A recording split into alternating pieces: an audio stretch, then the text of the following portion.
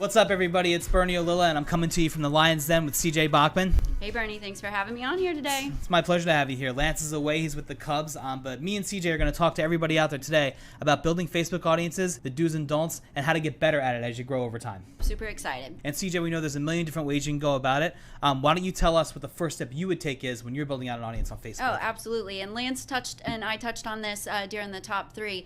But really, when you think about building out an audience, it's a matter of how much information do you have up front. So I'm going to ask a client to provide their customer list if possible. Yeah. As you know, that customer list is kind of the foundation.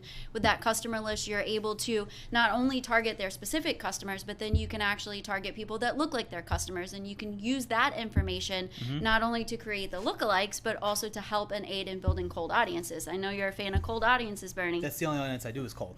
I'm kidding. I do the custom audiences too, but custom audiences are a little tricky sometimes because you need certain kinds of information to get going. What kind of things do you look for up front? Like, what are the main components of a custom audience that you need to start going in the right direction? So when I'm looking to build out a custom audience, I want to make sure that I'm targeting not just the right individuals, but the individuals that are in the right area based on my business. So maybe my business is only serving a local area, then there's no sense in me building a custom audience outside of that. So I'm going to look at the demographics. I'm going to look at the geography. I'm also going to try to start looking at some of their interests. Maybe I'm looking at some of their job titles so that I can really get granular in building out an audience that's going to meet the needs that I'm looking for. You know, what you mentioned, CJ, was granular. And I love getting really granular when it comes to building audiences, especially when you can narrow further. Because that means you can set these whole parameters up for people, right? That you can have people that like chocolate ice cream and vanilla ice cream, but also people who are things like Facebook page admins or people who like X, Y, and Z or make a certain amount of income.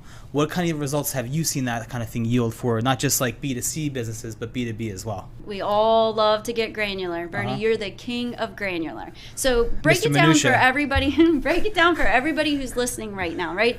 Talk to them about this specific. So I had mentioned demographics, things like that, but break it down for us a little bit deeper. I'm all about setting up everything the right way and checking every box you can. So think about things like age. What's the age range I'm going after? Is it 18 to 35? Is it 40 to 60? It's really got to be, you got to start there.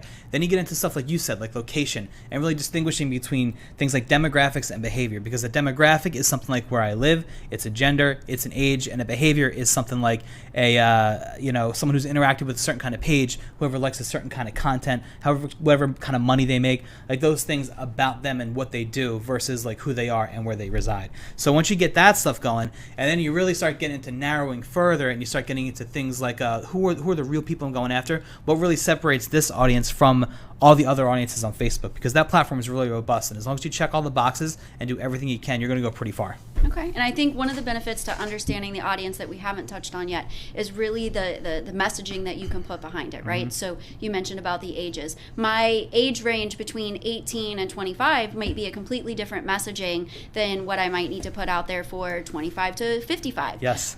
So by understanding that audience, building it out correctly, we can do some A/B testing, right? With different types of ads to see how they're interacting with those demographics or those specific behaviors. So I think maybe we can do a whole nother segment at some point that's really going into that content creation, and now that you understand your audience, how you can build content around it. CJ, I think we have one more thing for the people.